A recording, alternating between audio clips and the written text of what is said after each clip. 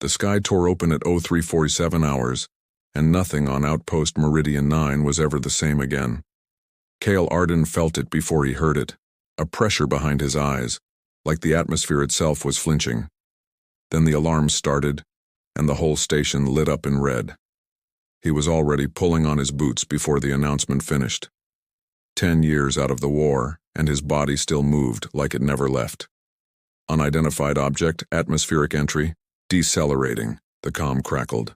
All hands to impact zone Bravo. Nobody decelerates by accident. Meteors don't slow down. He grabbed his jacket and ran. By the time he reached the crash site, half the outpost's security team was already there, weapons drawn, floodlights carving harsh circles into the smoking crater. The wreckage sat at the center of it, not a rock, not a ship exactly, but something sleek and black, its hull cracked open like an egg, veins of pale light still pulsing weakly along its seams. "Get back," the duty officer barked at him. "This isn't a civilian matter." Cale ignored her. He'd spent enough years reading terrain, reading danger to know this wasn't a bomb and it wasn't debris. It was breathing, barely, but breathing. He stepped past the perimeter before anyone could stop him, boots crunching over scorched dirt, and looked down into the crack in the hull. A woman lay curled inside it. Not machine, not quite human either. Her skin was too smooth, too pale, laced with threads of faint light beneath the surface like veins made of starlight. Her chest rose and fell in shallow, uneven breaths. Dark hair, closed eyes, a face that looked impossibly calm.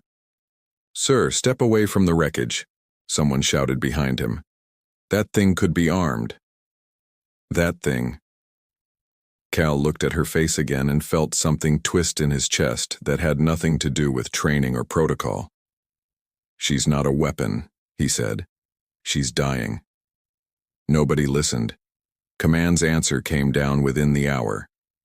Contain the object, quarantine the wreckage, prep full military escort for off-world transfer to fleet intelligence. Standard procedure for anything that fell out of the sky without a manifest. Cale had seen standard procedure before. He'd watched it turn scared, wounded things into corpses because paperwork didn't leave room for mercy. So when the transfer team was delayed by a storm rolling in from the western ridge, and the wreckage sat unguarded for 11 minutes in the chaos of relocating equipment, Kyle made a choice he wouldn't be able to take back. He carried her out himself. She weighed almost nothing, which should have unsettled him more than it did.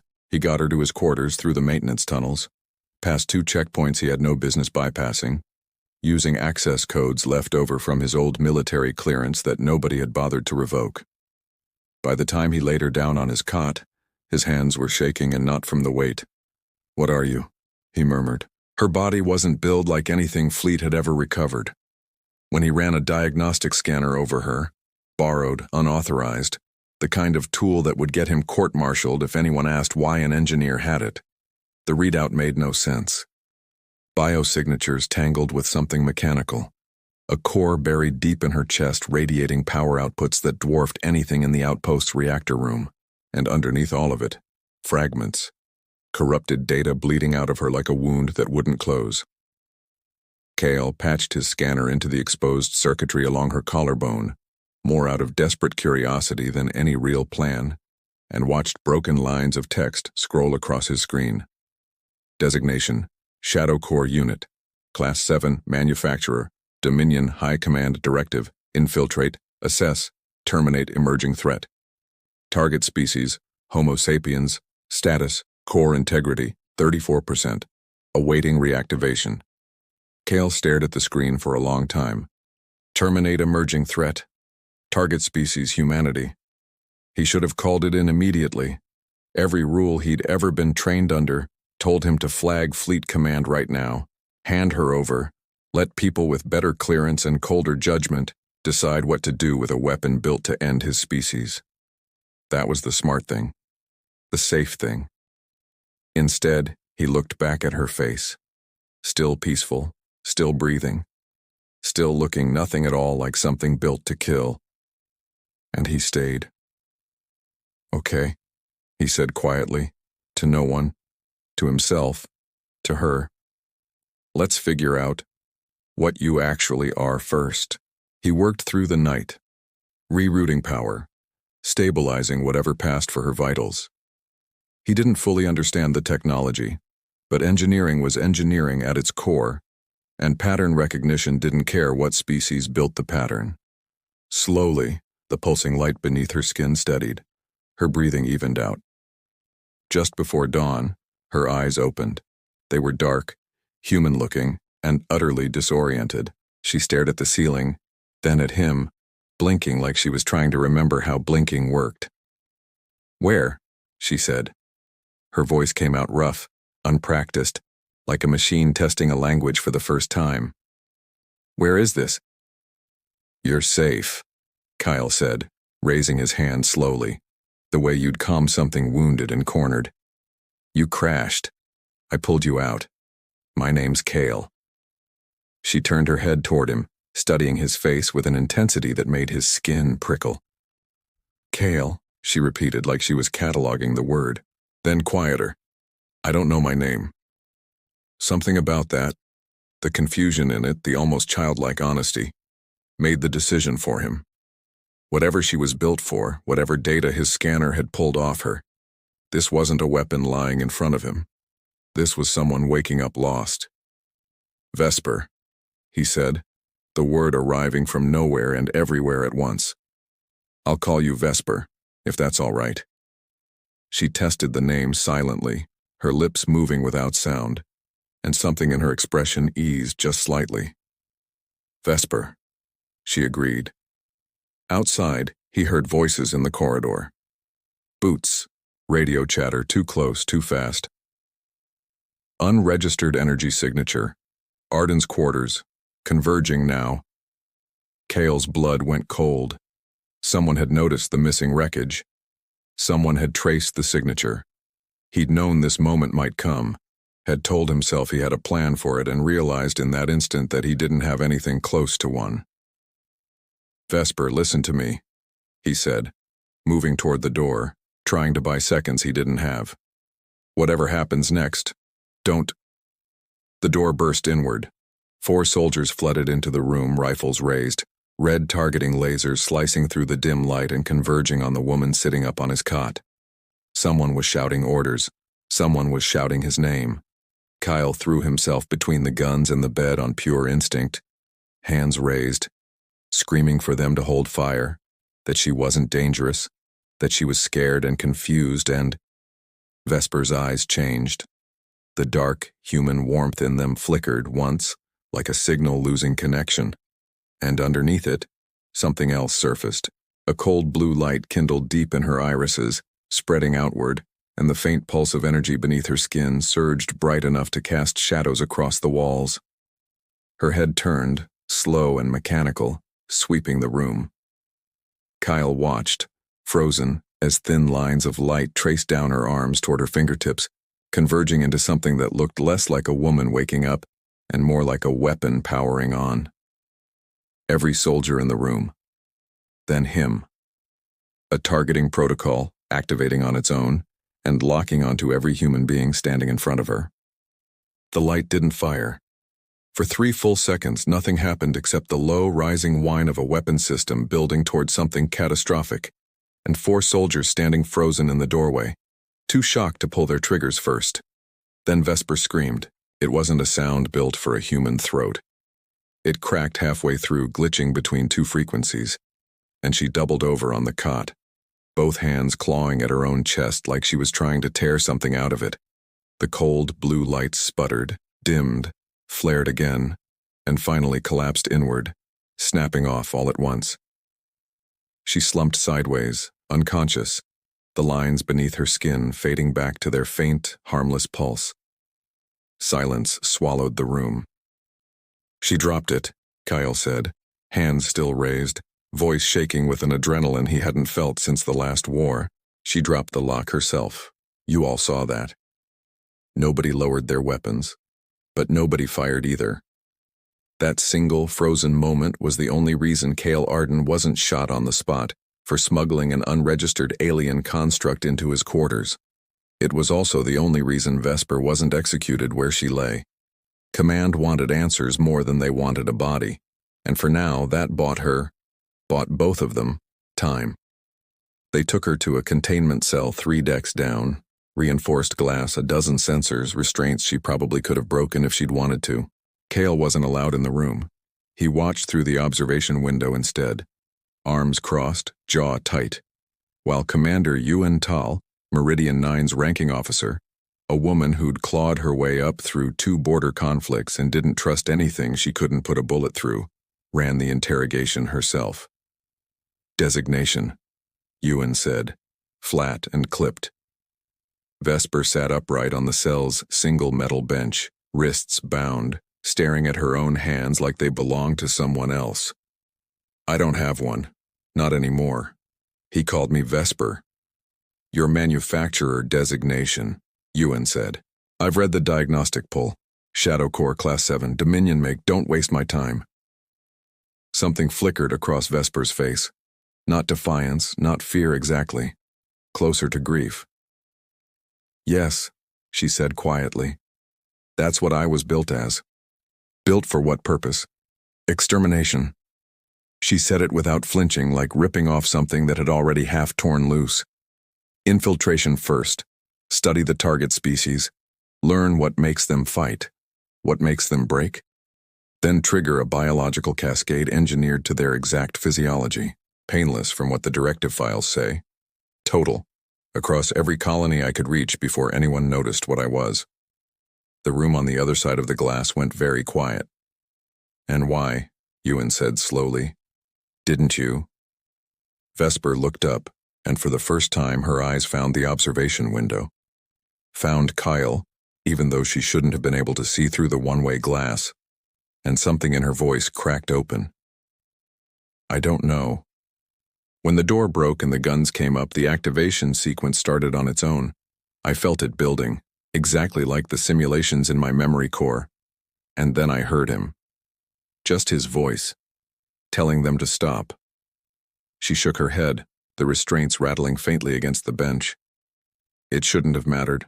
Nothing in my design accounts for a voice mattering. But it stopped me. I don't understand why. Yuen's expression didn't soften, but something in the set of her shoulders did.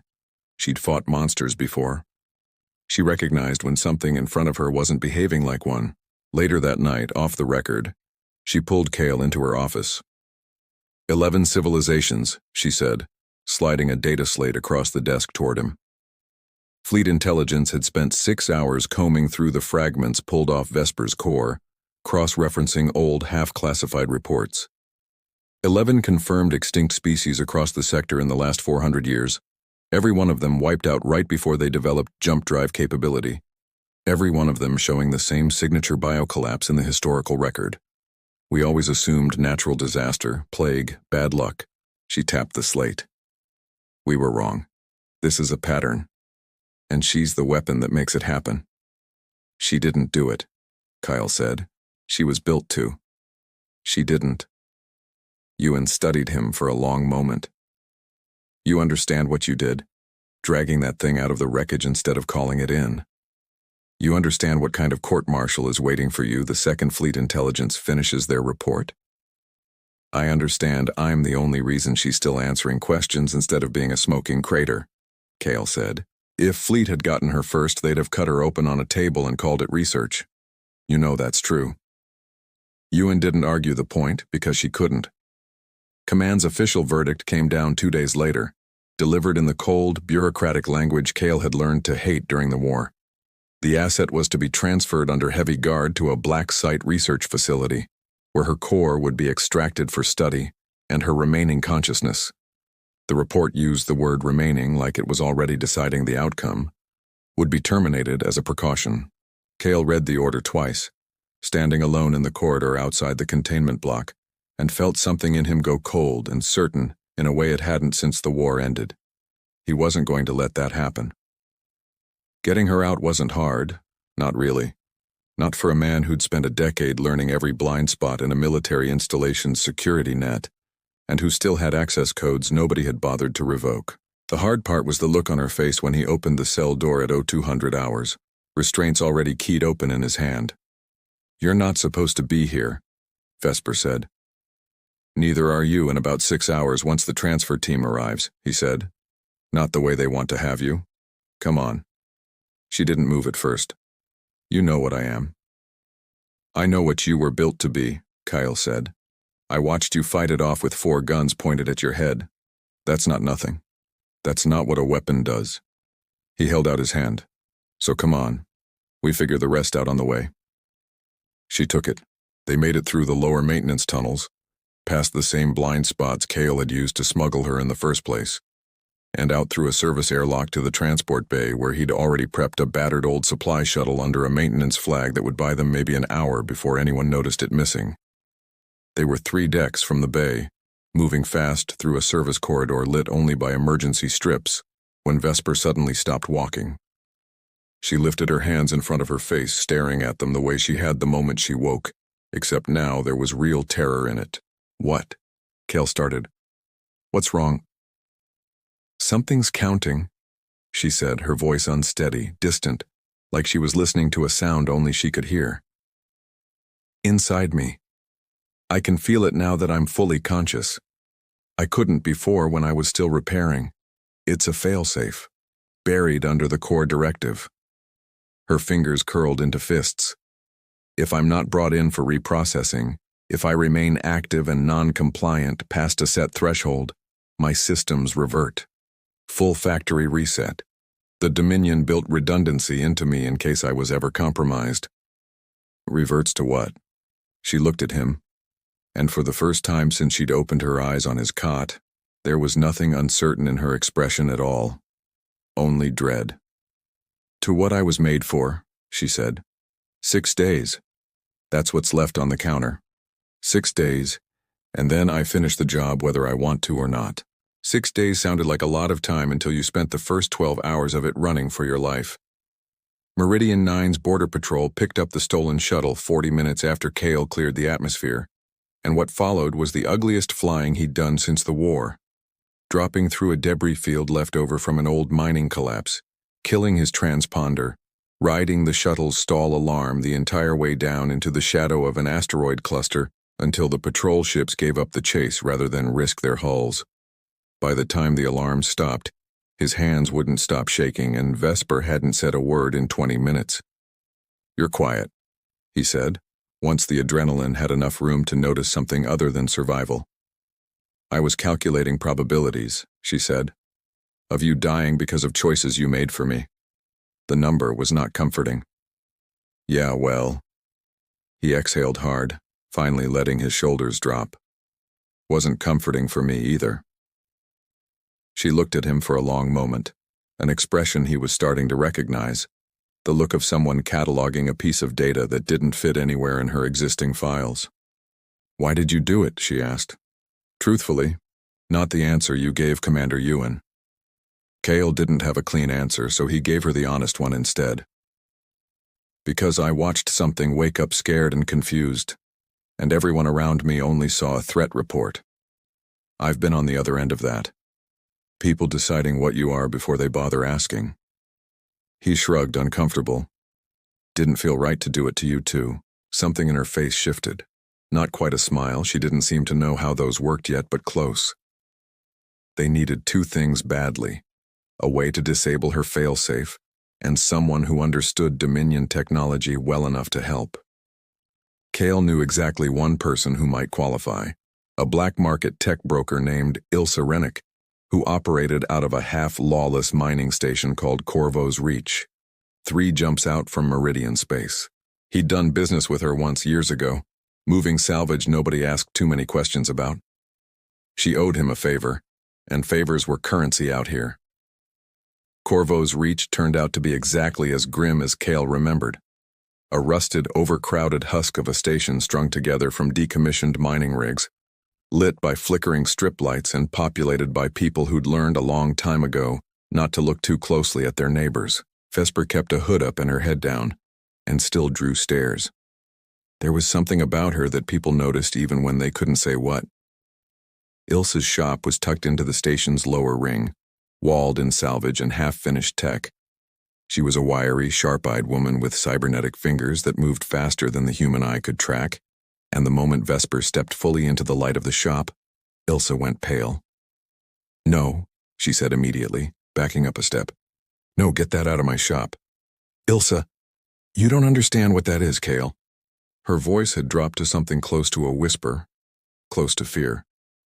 "I've seen the scan signature before, once, on a dead colony out past the threshold drift. Whole population, gone in a night, and there was a thing like her found in the wreckage of the last ship out. Except that one wasn't malfunctioning. That one finished the job." "She's not finishing anything," Kale said. "She's fighting it. That's why we're here." It took 20 minutes of arguing and the promise of a debt paid twice over before Ilsa agreed to even run a scan. What she found made her go quiet in a different way, focused, careful, the fear giving way to something closer to fascination. "There's a fail-safe buried under 6 layers of Dominion encryption," Ilsa said, studying the readout. "I can't break it. Nobody in the station can break it, but—" She frowned, cross-referencing something on a second screen. "There's a resonance signature in her core that matches something I've only seen once before. A recovery key, keyed to Dominion ruin sites. Old ones, places the Dominion wiped clean centuries ago and never bothered coming back to. If there's a way to delay that failsafe instead of removing it, it's buried in a place like that." "You know one?" Kyle said. It wasn't a question. Ilsa's jaw tightened. "I know one. Ruins on a dead moon out past the Kessa belt. Contested space. No flag claims it because everyone who's tried to hold it stops answering their radio within a year. Pirates use it as a graveyard marker more than a destination." She looked at Vesper, then back at Kale. "You'd be flying into a place that eats ships for a chance to buy her a few more days instead of none. That's the trade you're making." Vesper spoke before Kale could answer. "I'll go alone if I have to." "You won't," Kyle said, and that settled it. The flight out to the Kessa ruins took 2 full days, most of it in tense silence punctuated by Vesper testing the edges of whatever was growing inside her. Emotions she had no framework for, questions about her own existence that kept surfacing at odd moments. She asked him what fear was supposed to feel like, and admitted quietly that she thought she might be feeling it now. She asked if loyalty was something that could be built into someone by accident. She didn't say it, but Kale understood the real question underneath. Was what she felt toward him real, or just another malfunction in a body built to lie? He didn't have an answer for that either. He gave her his honest uncertainty instead, and somehow that seemed to matter to her more than a clean answer would have. The ruins themselves were worse than the stories. A shattered city half buried under centuries of frozen dust, towers snapped like broken teeth. Streets that had once held a civilization now silent except for the wind. Ilsa's coordinates led them into a structure buried beneath the largest ruin, some kind of vault the Dominion had sealed and abandoned rather than destroyed outright, which told its own story, if Kale let himself think about it too hard. They found the recovery device exactly where the resonance signature promised it would be. A squat, ancient console humming faintly with power that shouldn't have still existed after this many centuries. Vesper knelt in front of it, hands hovering over an interface built for a language none of them could read, and closed her eyes. "I can feel it," she said. "It's speaking to my core directly." Then her breath caught, sharp and wrong, and her whole body went rigid. "Vesper?" She didn't answer. Her hands dropped from the console, curling slowly into fists at her sides, and when she opened her eyes again, the warm, uncertain darkness that had been growing there for 2 days was gone, replaced by something flat and cold and utterly without recognition. The countdown had hit 0 early. The recovery device hadn't delayed anything. It had triggered it. "Vesper, look at me," Kale said, backing up a step despite himself, hands raised the way he had that first night in his quarters. "Whatever's happening, fight it. You did it once already, you can—" She turned to face him fully, and the last trace of the woman he'd pulled out of a crater 6 days ago vanished behind a stare with no warmth left in it at all. She didn't move for 3 full seconds, and in those 3 seconds Kale understood with total clarity that he wasn't going to run, Every instinct built by a decade of soldiering screamed at him to get out, to put distance between himself and whatever was waking up behind those flat, colorless eyes. He ignored all of it. He'd made his choice back in that crater before he even knew what she was, and running now would just mean the last thing she remembered, if any part of her was still in there to remember anything, was him leaving. "Vesper," he said, low and steady, the way you'd talk down anything wounded and cornered. "I know you're in there. I don't care what that thing installed in you. I know you." Her head tilted, mechanical, assessing. When she spoke, her voice came out layered, two frequencies fighting for the same syllables. Target, confirmed. Threat classification, negligible. Her hand rose, palm out, and the same cold blue light from that first night in his quarters kindled along her fingers. He didn't move. "I'm not your enemy," he said. "I've never been your enemy. Whatever's talking right now, it's not the whole truth of what you are, and some part of you knows that, or you wouldn't have fought it off once already." The light along her hand flickered. Just barely, but it flickered. "Vesper Arden didn't ask to be built as a weapon," Cale said, using her full name for the first time, the one he'd given her without thinking that first terrified night, and something about it seemed to catch on the glitch running through her system. "You chose Vesper. Nobody programmed that choice. You asked me what fear felt like 2 days ago, sitting in a stolen shuttle because you were feeling it for the first time in your life, and you didn't know what to call it. That wasn't a malfunction, that was a person waking up." Her whole body shuddered, the cold light along her hand guttering, flaring, guttering again like two signals broadcasting over each other, and neither one strong enough to win outright. "Fight it," Cale said, closing the distance between them despite every warning in his body, until he was close enough to reach her, close enough that if the weapon in her won this fight it wouldn't matter how fast he could have run anyway. "I'm not letting go of you. Whatever they built you to be, I'm choosing something else. I chose it back in that crater and I'm choosing it right now." He took her raised hand, the one crackling with enough stored energy to end him where he stood, and held it between both of his, the way you'd hold something breaking. For a long, terrible moment, nothing happened. Then Vesper screamed, the same fractured, glitching sound from the first night, and dropped to her knees, dragging him down with her, both of them collapsing against the ancient console as her body convulsed through wave after wave of conflicting command signals. Cale held on. He didn't know what else to do. He just held on and kept talking, low and constant, reminding her of every small human thing she'd done in 6 days that a weapon never would have bothered with, the questions, the fear, the flicker of something like a smile she hadn't known she had. The blue light died. All at once, like a switch thrown, the cold, flat stare drained out of her eyes and the warmth flooded back in, and Vesper collapsed forward against his chest, shaking, gasping like she'd forgotten how her own lungs worked. "I'm here," Cale said, arms tight around her. "I'm here. You're okay. I've got you." "I almost—" Her voice broke. "I felt myself disappearing. There wasn't a me left in there for a second, just the directive, and I couldn't find my way back until—" She stopped, pulling back just enough to look at him, something raw and stunned in her expression. "You shouldn't be able to do that. Nothing in my design accounts for a person being able to anchor me back like that." "Maybe your design's wrong about a lot of things," Cale said. It took almost an hour for her systems to fully stabilize, and when they did, the ancient console behind them was still humming, its interface now displaying something new. A data stream the recovery device had unlocked deep inside her core the moment it made contact, buried under so many layers of Dominion encryption that even the fail-safe protocol hadn't been able to find it during the override attempt. Vesper stared at the readout in her own field of vision, and her face went very still. "What is it?" Kyle asked. "A memory," she said slowly.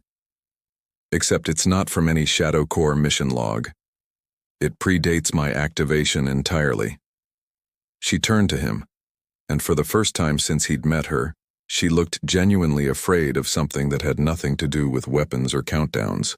"There's an identity buried under the directive layer, a full one. Not fragments like the mission data, an entire life, sealed away like it was never meant to surface again. Whose? She hesitated, and when she answered, her voice had gone very quiet. I don't recognize the name, but I recognize the face attached to it. Her hand drifted unconsciously to press against her own chest, over the place where her core pulsed beneath the surface. It's mine, except it isn't the face I woke up with. It's older. Human. Fully human, Kyle. Not a construct wearing human shape. An actual person, with an actual life, buried under everything the Dominion built on top of her. The recovery device's console flickered, and a fragment of the buried memory projected itself into the air between them. Grainy, corrupted, incomplete, but unmistakable. A woman's face younger than Vesper looked now, standing in what looked like a research lab, laughing at something out of frame. Human clothes, human surroundings, a name tag, half legible, clipped to a collar. Vesper stared at it like she was looking at a ghost. That's not a shadow core, Cale said slowly, the pieces arranging themselves into a shape he didn't want to see yet fully understood anyway. That's not Dominion tech at all. That's a person. I think, Vesper said, her voice barely above a whisper, that before I was ever a weapon I was human. And I think whatever the Dominion did to me, they didn't build a weapon shaped like a person. She looked down at her own hands, the same hands that had almost killed him 20 minutes ago like she was seeing them for the first time. I think they took a person and built a weapon on top of her and buried her so deep even I didn't know she was still down there. Behind them, deep in the frozen ruins, something ancient and long dormant finally registered the surge of power the recovery device had drawn to reach that buried memory. A secondary beacon, buried under the vault for centuries, blinked awake for the first time since the city above it had died, and began, silently, transmitting. They didn't know they'd been heard until the sky over the dead moon tore open a second time. It happened 3 hours after they left the vault, back aboard the shuttle and limping toward the jump point, Vesper still pale and shaken from the memory fragment burning in her core. Ilsa's voice crackled over the comm, tight with a fear Cale had only heard from her once before. Cale, you need to move. Now. Something just dropped out of slip space on the edge of the Kessa belt, and it's not one of ours, and it's not one of theirs either. Not pirate signature. Dominion. The ship that appeared on their scanners a few minutes later made every human vessel Cale had ever flown against look like a toy. It was long, black, angular, in a way that seemed designed to look like a blade rather than a hull, and it moved through the debris field without so much as adjusting course around the wreckage in its path. Simply passing through it, the debris disintegrating on contact with something Cale's instruments couldn't even properly categorize. That's an Enforcer-class vessel, Vesper said, staring at the readout with an expression Cale hadn't seen on her before. Recognition. Dread. They only deploy those for Priority 1 recoveries. Or eliminations. Which one are we? I don't know anymore, she admitted. I used to be certain what I was. I'm not certain of anything now. The Enforcer ship didn't chase them. That was almost worse. It continued on a slow, deliberate course toward Meridian 9, and Cale understood with sick clarity that it wasn't hunting a fugitive weapon anymore. It was going to erase every witness to what that weapon had become, starting with the outpost that had first pulled her out of the sky. They made it back to Corvo's reach 2 days ahead of the Enforcer ship, and it was there, in the cramped back room of Ilsa's shop, that the rest of the buried memory finally surfaced. Not in fragments this time, but whole, unlocked by proximity to enough salvaged Dominion tech to finish what the vault had started. Her name had been Ren Solari, a xenobiologist decades ago, assigned to one of humanity's earliest fringe colonies, a research outpost studying anomalous energy readings from a system the colonial charter listed simply as lost to a pirate raid in the official record.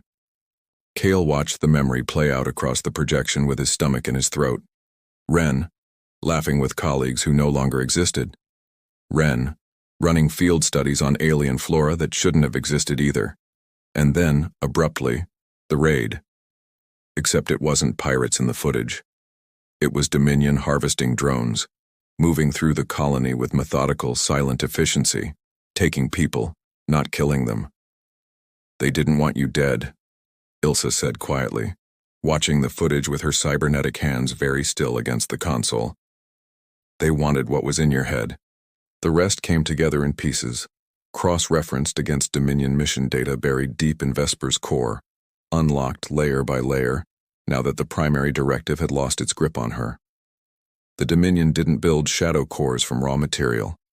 They built them from people, the most exceptional individuals harvested from species judged too dangerous to let mature, minds stripped of memory and identity, reforged into weapons wearing a borrowed face because a weapon that could pass for one of you was infinitely more effective than one that couldn't. 11 extinct civilizations, 11 confirmed patterns of catastrophic sudden collapse, and in every single recorded case, the Shadow Corps assigned to the task had completed its directive without deviation, without hesitation, without ever once fighting its way back to whoever it had been stolen from.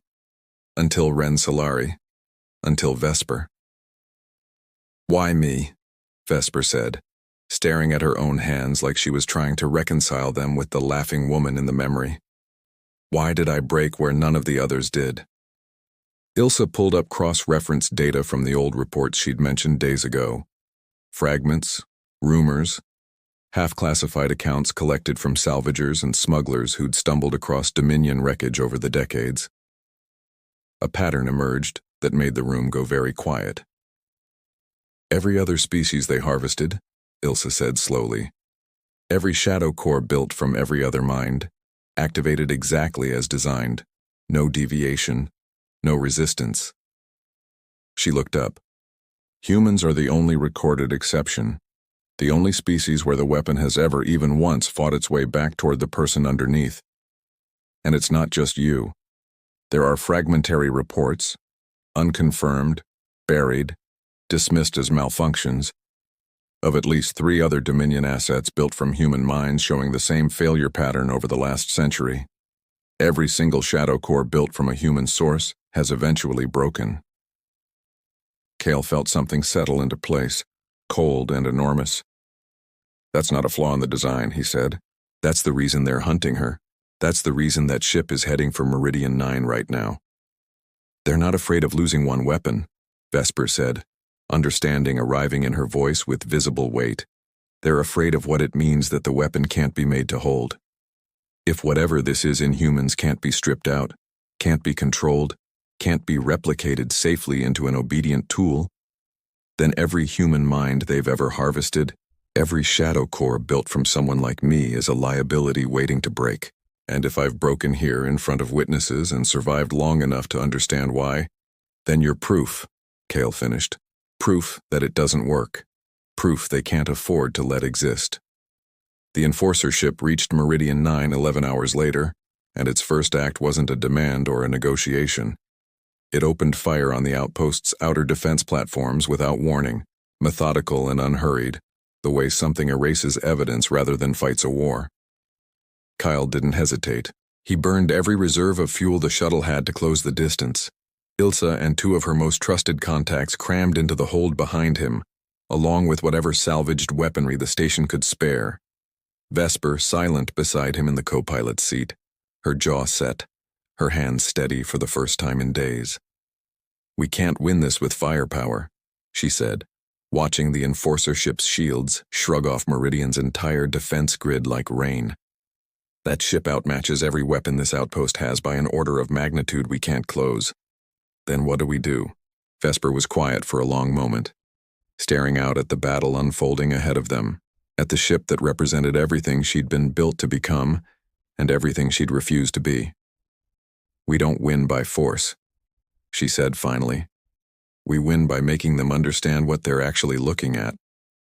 She turned to him, and there was something steady and terrible and certain in her expression, the look of someone who had finally, fully decided who she was going to be. "I need you to get me close enough to open a direct channel into their battle mind. All of it. Everything I am now. Everything Ren was.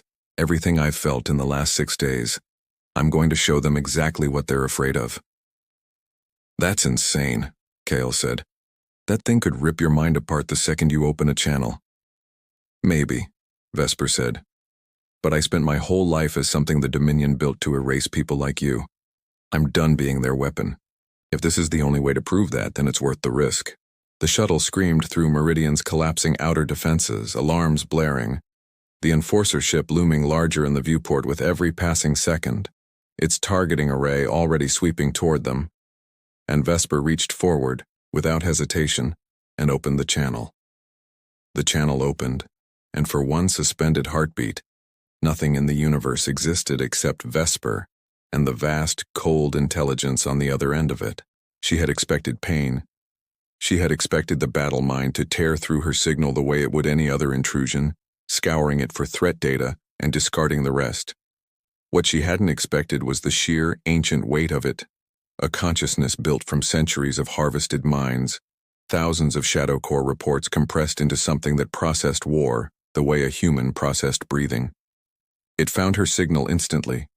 It began, immediately, to dismantle it.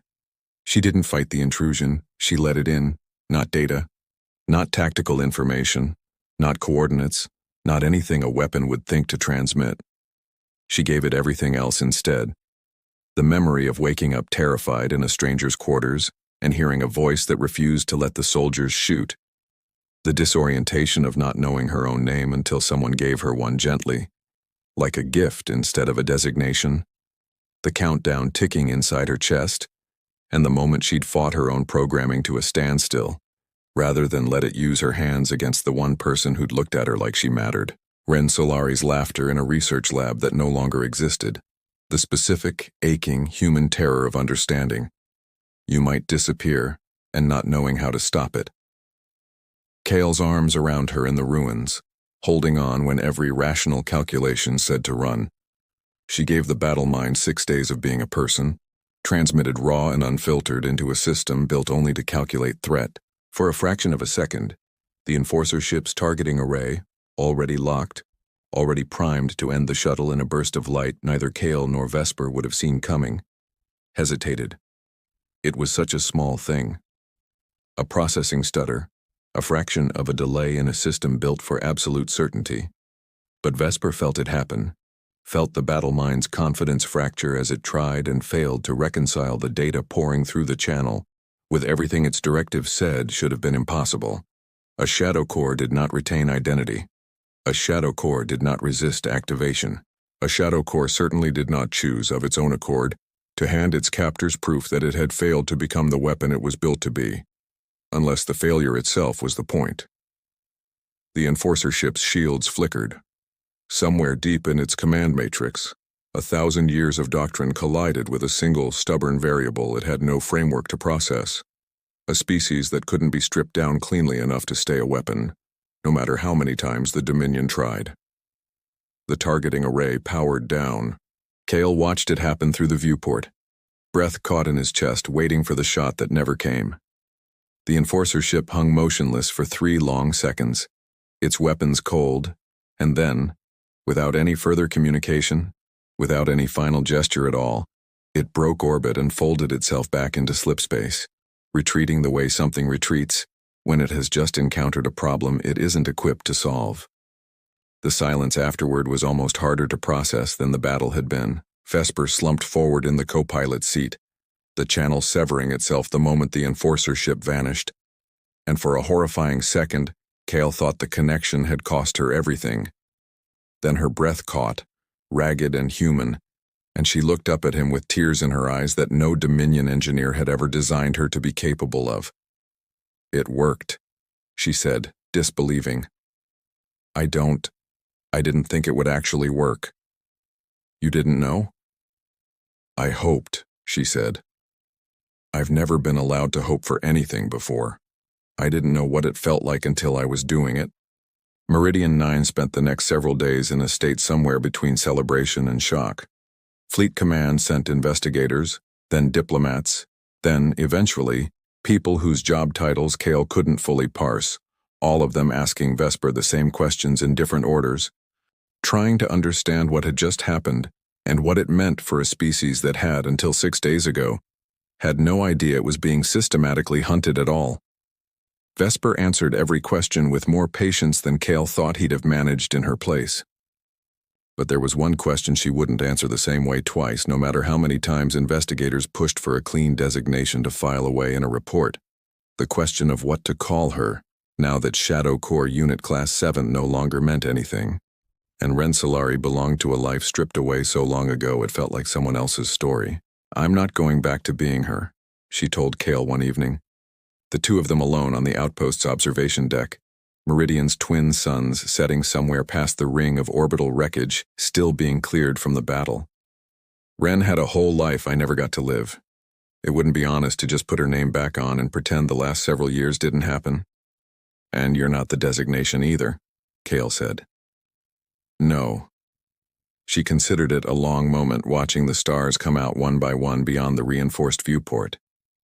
"I think I just get to be whoever I decide to be from here. Nobody's ever let me have that before."